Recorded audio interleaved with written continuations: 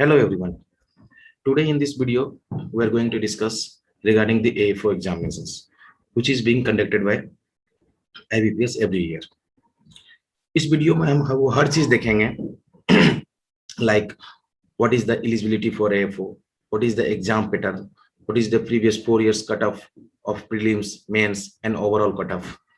तो इस वीडियो को मैं जितना ज्यादा से ज्यादा हो सके सिंपल एंड स्ट्रेट रखूंगा बिकॉज हमारे लिए ये ज्यादा जरूरी नहीं है कि what is AFO examinations. Just we have to look into its pattern, eligibility and just we have to start the preparation for the AFO examination. So without wasting the time I am going to start the lectures.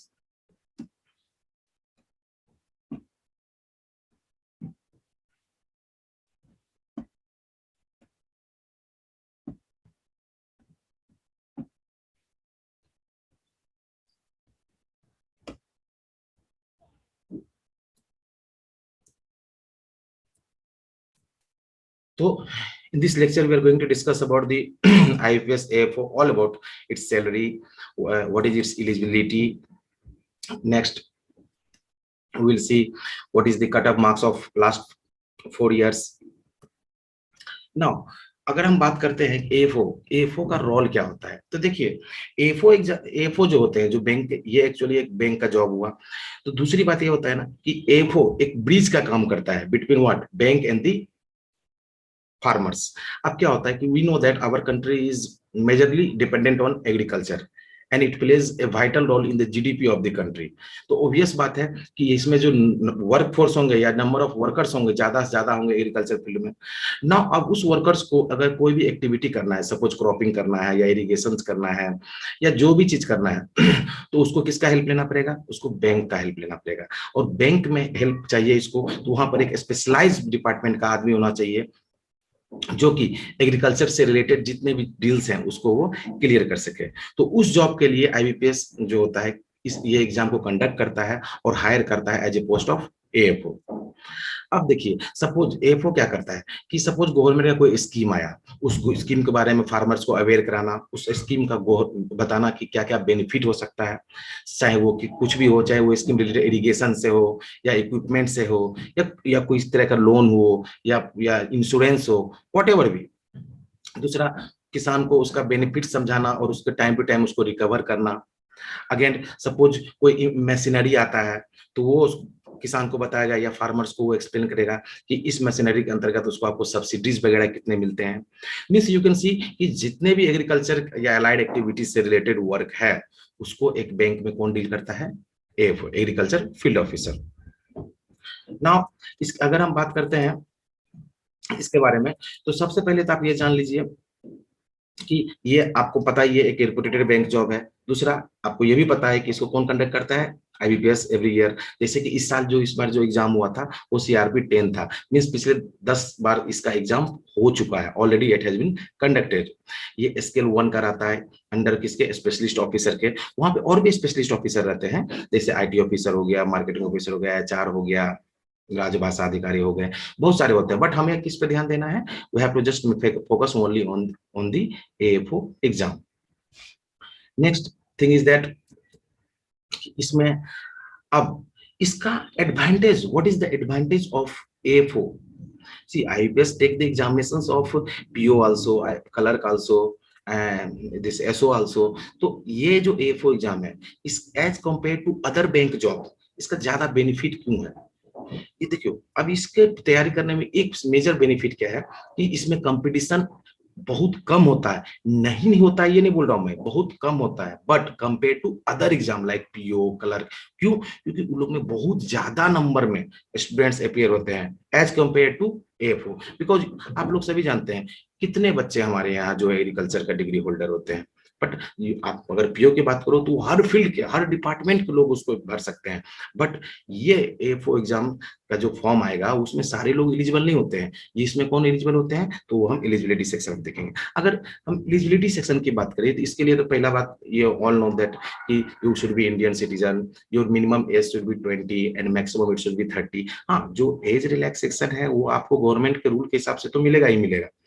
Second thing, इसमें सबसे important चीज क्या है कि 4 साल का degree course होना चाहिए, चाहे वो आप एग्रीकल्चर से हो या एनिमल हस्बेंड्री से हो या हॉर्टिकल्चर से हो, पिसिकल्चर से हो, एपीकल्चर से हो, फूड साइंस से हो या एग्रीकल्चर इंजीनियरिंग हो, एग्रीकल्चर बायोटेक्नोलॉजी हो, but that should be 4 year course. अगर उनमें से कोई भी चीज आपके पास है, then you are eligible for this course, you can apply for this post. Nothing, इसमें ज्यादा दिमाग या you have not to use more mind. Simply if you have 4 year course, degree course regarding agriculture, horticulture, animal husbandry, whatever, you are eligible for this post. Now next thing is exam pattern. See, ये exam जो होता है conducted in 3 phase. First phase होता है prelims, second phase होता है mains and third phase होता है इंटरव्यू। बट जो फाइनल रिजल्ट तैयार होता है ना, उसमें सेकेंड फेज मींस मेंस और इंटरव्यू का मार्क्स जुड़ के रिजल्ट तैयार किया जाता है। फर्स्ट फेज का मार्क्स उसमें इंक्लूड नहीं किया जाता है। First phase is only qualifying, otherwise you can say it is a ticket for the mains. Okay, although important उतना ही है उसका भी, क्योंकि आप ये सोचिएगा अगर आप प्रीलिम्स ही क्वालिफाई नहीं कीजिएगा तो आपको मेंस में बैठने की परमिशन ही नहीं रहेगी। तो इंपॉर्टेंट तो सब है, बट ओवरऑल जैसे आप प्रीलिम्स पास कर जाते हैं, अब मेंस के लिए अपियर हो जाते हैं, तो आपके लिए मेनली जो रोल प्ले करेगा वो मेंस और इंटरव्यू रोल प्ले करेगा। नेक्स्ट अगर हम बात करें तो पहला फेज की बात करते हैं, यानी कि हम प्रीलिम्स की, we are talking about the prelims. तो in prelims sections you will have 3 section. First is reasoning, second is aptitude और you can call it math, third is English. अब इस तीनों सेक्शन में आपको एक चीज मेनली ध्यान क्या रखना है कि आप नाउ वी विल सी कि किसमें से कितने क्वेश्चंस आते हैं, हमें टाइम ड्यूरेशन कितना अलॉट किया जाता है। बट रिमेंबर अबाउट, यहाँ पर एक पॉइंट लिखा हुआ है प्रॉपर एक्यूरेसी। ये एग्जाम क्वालिफाई करने के लिए आपके पास स्पीड प्लस एक्यूरेसी दोनों होना चाहिए।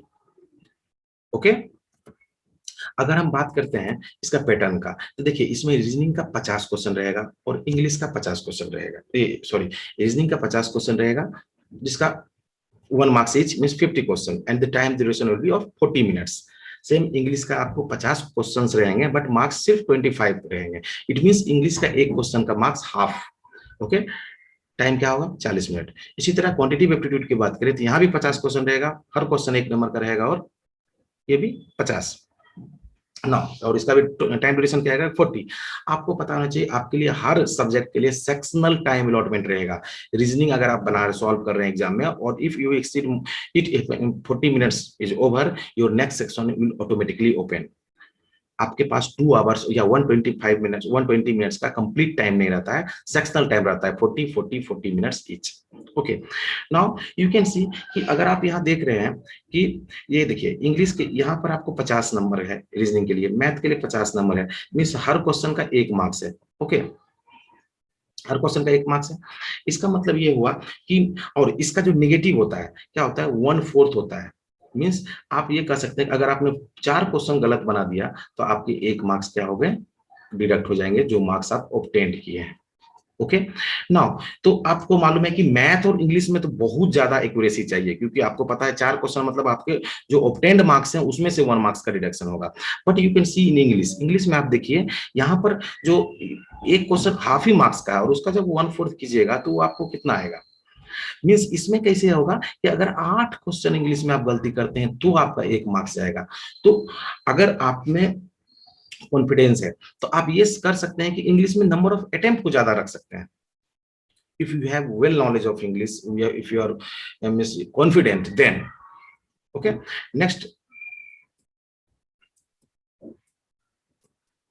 नेक्स्ट हम बात करते हैं मेंस यानी कि सेकंड फेज, जिसमें कि आपका सिर्फ और सिर्फ एग्रीकल्चर सेक्शन से क्वेश्चन किया जाएगा, एग्रीकल्चर प्लस अलाइड सेक्शन से सवाल किया जाएगा and that will carry 60 questions and the duration will be 45 minutes.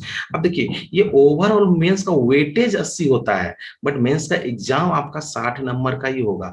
अब इस 60 नंबर में आपको जितना मार्क्स आएगा उसको कन्वर्ट कर दिया जाता है 80 नंबर में। ठीक है, जो पेपर होगा आपका सेकेंड फेज प्रोफेशनल नॉलेज का जो एग्जाम होगा वो पेपर होगा सिर्फ और सिर्फ 60 क्वेश्चन रहेगा और 60 नंबर के ही होंगे। बट आपका जब आपका इसका रिजल्ट आ जाएगा और फाइनल रिजल्ट के टाइम में ये 60 को कन्वर्ट कर दिया जाता है 80 में। ठीक है, ओके, नाउ नेक्स्ट इसका भी मार्किंग जो नेगेटिव मार्किंग रहेगी वही रहेगी 0.25 मार्क्स। नाउ अगर हम बात करते हैं कि प्रीवियस ईयर कट ऑफ की, अब देखिए पहले हम प्रीलिम्स की बात करेंगे। तो प्रीलिम्स में आपने देख सकते हैं प्रीलिम्स के कट ऑफ में कि अगर आप देखिए तो क्वांटिटी एप्टीट्यूड का बात कीजिए, सबसे आप लास्ट ईयर का ही बात कीजिए। देखिए 1920 का बात कीजिए, इसके पहले वाले ईयर की। तो देखिए क्वांटिटी एप्टीट्यूड का 50 में 7 नंबर कट ऑफ था, फिर रीजनिंग में 5.25 कट ऑफ था, इंग्लिश में 3.25 कट ऑफ था। बट ओवरऑल कट ऑफ आप देखिए यहाँ पर क्या था, ओवरऑल कट ऑफ यहाँ पर देखिए 36.25 है। उसके जस्ट 1 ईयर बैक आइए आप देखिए ओवरऑल कट ऑफ क्या था, 22 था। जस्ट 1 ईयर मोर बैक आइए आप, ओवरऑल कट ऑफ 19.75 था। उसी तरह आप इस जो करंट में जो भी एग्जाम हुआ है उसका आप कट ऑफ देखिए, ये देखिए इसमें देखिए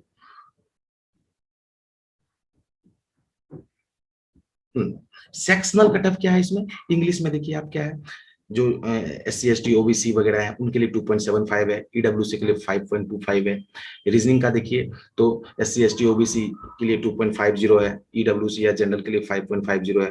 क्वांटिटेटिव एप्टीट्यूड में देखिए तो 5.75 SC ST OBC बाकी लोग के लिए है, और EWC जनरल के लिए है 9.25। ये सेक्शनल कट ऑफ हुआ, ये सेक्शनल कट ऑफ हुआ, but overall cut off to qualify for the mains वो रहा ये। देखिए यहां पर देखिए ओबीसी के लिए ओवरऑल कट ऑफ कितना हुआ 40, यूआर के लिए 40.88, एससी के लिए 39.75, एसटी के लिए 36। तो ये देखिए आप, मैं जो दिखाना चाह रहा हूं आप ये देखिए कि ईयर बाय ईयर प्रीलिम्स का कट ऑफ जो है वो इंक्रीज होते जा रहा है, और you can say that competition is increasing, और यू कैन से कि सर दिन पर दिन वैकेंसी कम होता है उसके कारण भी कंपटीशन बढ़ता है, या बहुत सारी बातें हो सकती है कि जो स्टूडेंट्स हैं वो अब ज्यादा सीरियसली ले लेंगे प्रीलिम्स एग्जाम को। Okay, so means only you have not to target the mains examination as well as the interview, but also prelims, because nowadays what happens, a student has good knowledge of mains but he did not qualify the prelims examinations, so you have to equally give importance equally to the prelims also. Okay, now we'll see the cutoff of mains examination. Now you can see the IBPS A4 mains cutoff for, ये cutoff क्या होता है, एक होता है कि आप, ये वो कटऑफ है जिसको पार करने के बाद आप इंटरव्यू में बैठ सकते हैं। तो आप ये देख सकते हैं कि जो भी कटऑफ है आप देखिए यहाँ पर एससी का 28.50, कब 19-20 का ये 20 में देखिए आप क्या होगा 36। इसी तरह आप ओबीसी का देखिए 30.75, इसमें 41, ईडब्ल्यूसी का 30.75, 41।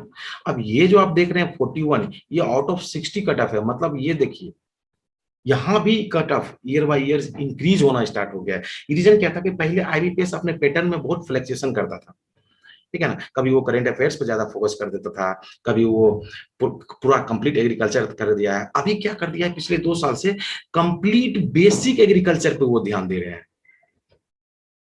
मींस आपका अगर बेसिक कमजोर है तो आपको एग्जाम में प्रॉब्लम आएगा। अगर बेसिक के लिए आप देख सकते हैं ना 60 में 41 मार्क्स कट ऑफ है, इट मींस पेपर को बहुत ही सिंपल रखा गया था।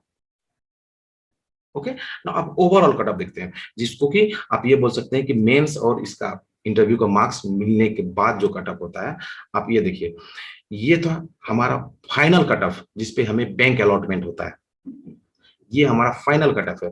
तो आप इसमें देख लेते हैं फाइनल कट ऑफ में देखिए 78.67 एससी का है, 79.47 एसटी का है, ओबीसी का 83.80 है, ईडब्ल्यूएस का 79 है, यूआर का 86.93 है, एचआई का 72.33 है, ओसी का 77.67 है, वीआई का 77.27 है, आईडी इसका कितना है 67.53।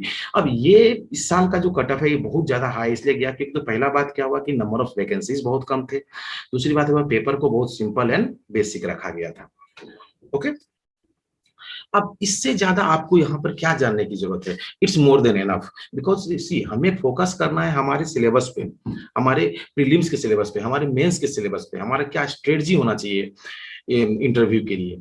ओके, एक एग्जाम की तैयारी करने के लिए, फॉर प्रिपेयरिंग वन एग्जामिनेशन, जितना आज आपको बताया गया रिगार्डिंग द कट ऑफ, कैसे कट ऑफ धीरे धीरे इंक्रीज कर रहा है, उसी तरह आप जान लीजिए जो प्रीलिम्स का एग्जाम होता है मैथ, रीजनिंग और इंग्लिश का, वहां पे आपको क्लास में बताया जाएगा कि भाई सब चैप्टर को हमें इक्वली इंपॉर्टेंस नहीं देना है, अगर हम कुछ मेजर सेक्शंस को कवर करते हैं तो भी हम इलिजिबल हो जाते हैं, इजिली क्वालिफाई कर सकते हैं प्रीलिम्स एग्जाम।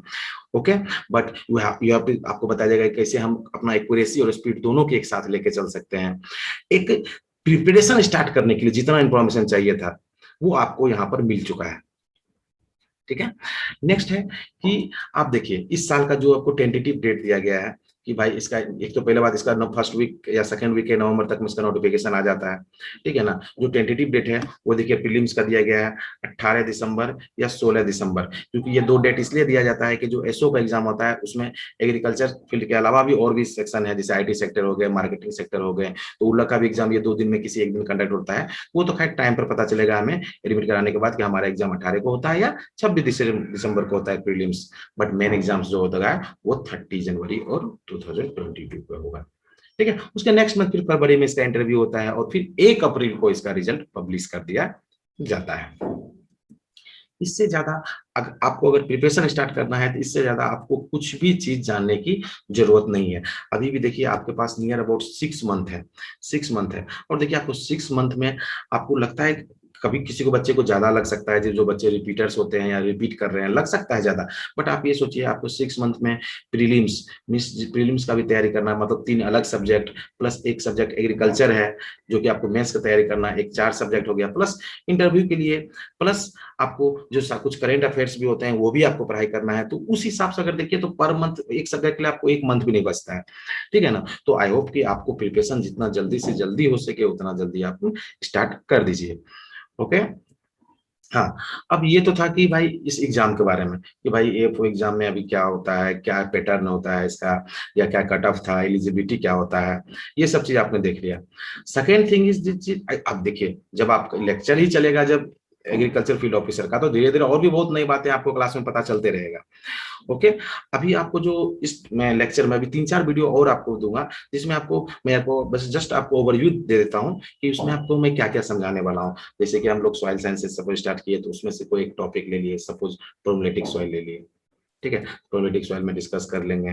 प्रोबलेटिक सॉइल का डिस्कस करने के बाद इसी तरह हम आगे बढ़ के एनिमल हस्बेंड्री का कुछ टॉपिक्स रहेंगे, हॉर्टिकल्चर का कुछ टॉपिक्स रहेंगे, एग्रोनॉमी के कुछ टॉपिक्स रहेंगे, इकोनॉमिक्स के कुछ टॉपिक रहेंगे, कुछ करेंट टॉपिक्स रहेंगे। ओके, तो वो गाइस धीरे धीरे जैसे जैसे आपको वीडियो शेयर करते जाऊंगा, आप जस्ट उसको देखिए, you should go through that. और कोई भी प्रॉब्लम होता है तो you can just simply message on the WhatsApp number, will try to fulfil your all the things that you require. Okay, but अगर हम इस वीडियो की बात करते हैं तो देखिए इस वीडियो को लेंदी बनाने से कोई मतलब नहीं था, लेंदी बना के इस वीडियो को कुछ भी मतलब नहीं था, क्योंकि अल्टीमेटली आपको तैयारी ही करना था। एक तैयारी स्टार्ट करने के लिए जितना आपको चाहिए उतना आपको बता दिया गया है इसमें, क्योंकि देखिए ये चीज से तो आप तैयारी के दौरान भी जान सकते थे या कुछ भी, बट एक एग्जाम को तैयारी कर रहे हैं तो उसके पहले हम उसके बारे में ओवरव्यू रहना चाहिए, वो आपको दे दिया गया है।